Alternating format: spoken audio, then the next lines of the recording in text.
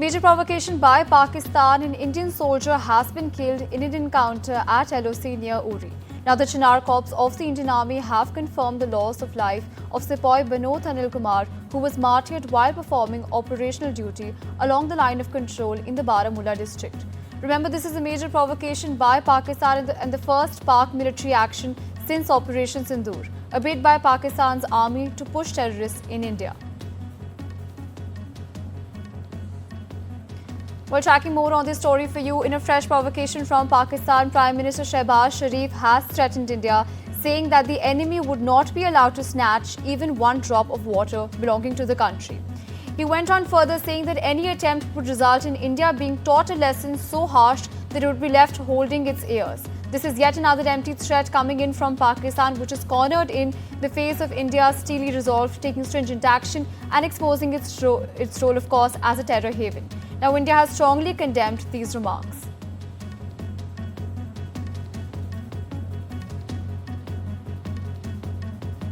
Well, with our shifting tracks to other stories, US State Department spokesperson Tammy Bruce said that the United States' relationship with both Pakistan and India remains unchanged, adding that the diplomats are committed to both nations.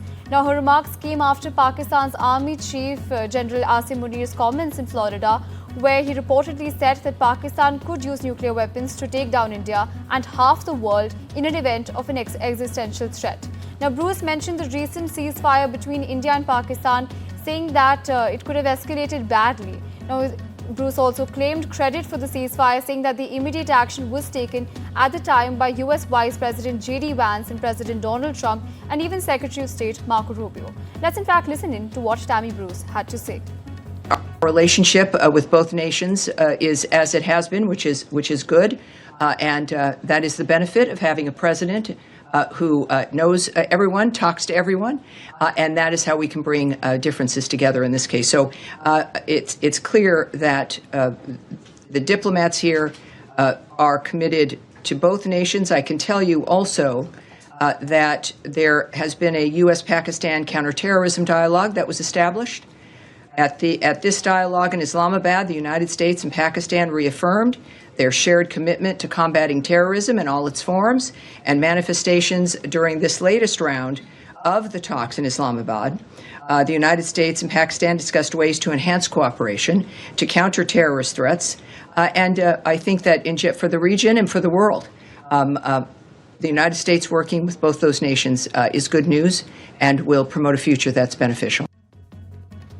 While with our shifting tracks to other stories, India's most wanted illegal arms supplier, Sheikh Salim alias Salim Pistol, has been brought back after being arrested in Nepal on August 9th. Now, for years, Salim had been supplying sophisticated weapons from Pakistan into India. Investigators have found evidence linking him to Pakistan's intelligence agency, ISI, and Dawood Ibrahim's D Company. Salim Pistol was a key supplier of arms to top gangsters, including Lawrence Bishnoi and Hashim Baba. Now, his name has also surfaced in the Sidhu Moosewaala murder case as well. Now, he was arrested by the Delhi police in 2018, but later managed to flee abroad. Shifting focus to other stories at this point in time, an arrest has been made in the brutal assault of a 70-year-old Sikh man in North Hollywood. The 70-year-old Harpal Singh remains in coma after a brutal assault near a Gurudwara. He was struck repeatedly with a golf club in what many are calling a hate crime. While the suspect has been arrested, the Sikh community is demanding that authorities officially recognize racial motivation behind the attack. Shifting focus to other stories, as the world counts down to August 15th as Trump-Putin Alaska meet, Ukraine's president is standing firm, saying that his country will not give up any land to Russia. He's further also warned, saying that it would only fuel a future war.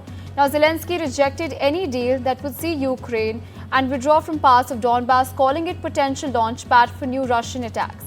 Now, this comes as the Russian sabotage groups breached Ukrainian lines in eastern Donbass, advancing 6 miles in just 3 days. Ukraine's military says it's deploying reinforcements to hold the front. Now, Zelensky also revealed that Russia may be preparing a major new offensive this fall with 30,000 troops. Here's in fact a report on what can be expected at the Alaska summit. Take a look. Here's what to know about this meeting. The location, which took everyone by surprise, will be Alaska. It'll be Putin's first trip to the US in 10 years. There's an ICC arrest warrant in place for Putin for accusations of war crimes in Ukraine. But since the US is not a member, there's no obligation to arrest him. For now, President Volodymyr Zelensky isn't going to take part. The absence of Ukraine is alarming European allies that Kyiv may be pressured to agree to a deal that favours Russia. It's hard to see what the summit could produce in terms of a concrete peace plan for Ukraine, given the Ukrainian and Russian positions on how to achieve this are so far apart. Trump has said several times that there could be an agreement on land swaps. Whatever happens, the meeting is a diplomatic coup for Putin, who's keen to show that he's not isolated and has a place at the table alongside the US president.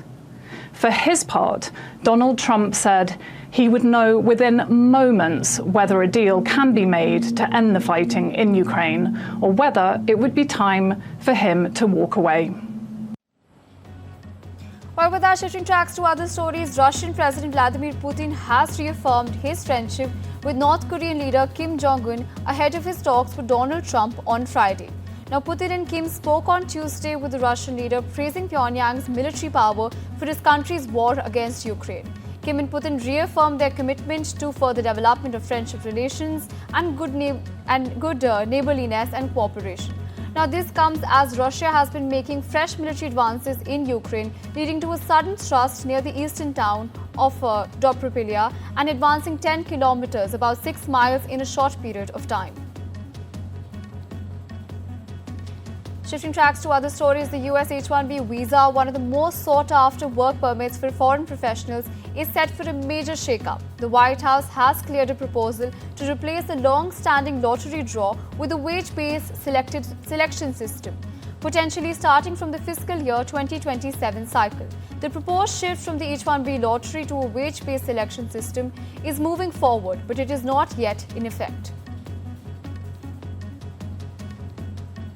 The White House says that 23 people were arrested in Washington, D.C. after a massive law enforcement surge on Monday night. Now, President Donald Trump deployed the National Guard troops and took control of the D.C. police, raising concerns about similar actions in other cities. About 850 federal officers and agents were sent into the city. They made arrests for crimes including homicide, drug trafficking, and gun violations. Now, 6 illegal firearms were also recovered.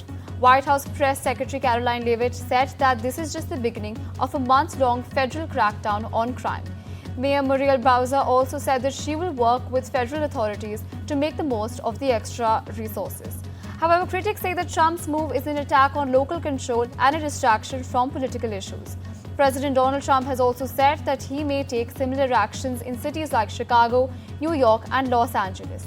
Meanwhile, here's what the DC police is saying. We have been working collaboratively. I think this is going to be a good effort. It's going to be an effort that's supported by both teams, the Metropolitan Police Department, as well as our federal partners. As you know, we work daily with them. What we've done at this point is we have provided the team, the administrator, with a strategic plan on how we will provide resources around our city. I think it's something that is doable. We know that we have to get illegal guns off of our street. And if we have this influx or enhanced presence, it's going to make our city even better. Shifting focus to Iran at this point in time, now Iran could hold direct nuclear talks with the United States if conditions are suitable. First Vice President Mohammad Reza Arif said on Tuesday, according to the state media. But he said that US demands for Tehran to drop uranium enrichment entirely were a joke. A 6th round of talks between Tehran and Washington were suspended following Israeli and US strikes on Iranian nuclear facilities in June. Now, both powers accused Iran of seeking nuclear weapons, an accusation Tehran has rejected. Shifting focus to other stories, after 5 long years, India and China are set to resume direct passenger flights as soon as next month. Air connectivity between the two nations has been suspended since the COVID-19 pandemic. Indian airlines like Air India and Indigo have been asked to prepare for flights to China on short notice. An official announcement is expected during the Shanghai Cooperation Organization Summit at the end of August, where Prime Minister Modi may meet Chinese President Xi Jinping. Direct flights stopped in 2020 following border clashes and rising tensions. Since then, travellers had to take long indirect routes through hubs like Hong Kong or Singapore.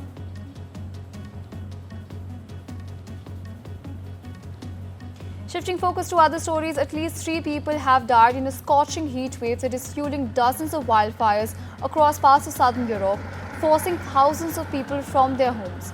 Now, red heat alerts have been issued in parts of Italy, France, Spain, Portugal and the Balkans, warning of significant risks to health as temperatures push up above 40 degrees Celsius.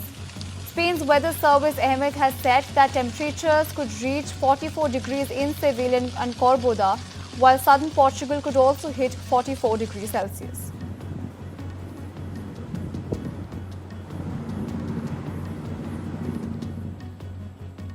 As the UK's 4th heatwave of the year drives temperatures up to some 33 degrees Celsius, the government has declared a drought in 5 separate regions and farmers fear a poor harvest. The UK Health Security Agency issued a yellow health alert for older adults and those with medical conditions on Tuesday. The UK Met Office data show the year 2025 has experienced a dry 6 months of July since 1976. The reservoirs fell by 2% last week and are now on a 67.7% full average across England.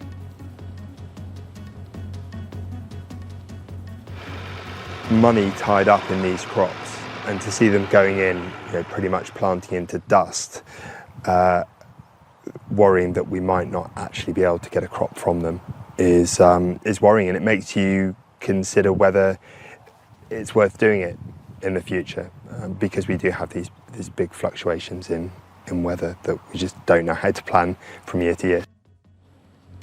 Now, Madonna has urged Pope Leo to visit Gaza and bring his light to the children before it's too late. The US Queen of Pop shared her plea on social media, saying that the pontiff was the only one who cannot be denied entry. Her intervention came as the United Kingdom, as well as the EU, Australia, Canada and Japan have issued a statement saying that the famine is unfolding in front of our eyes and urged action to reverse starvation.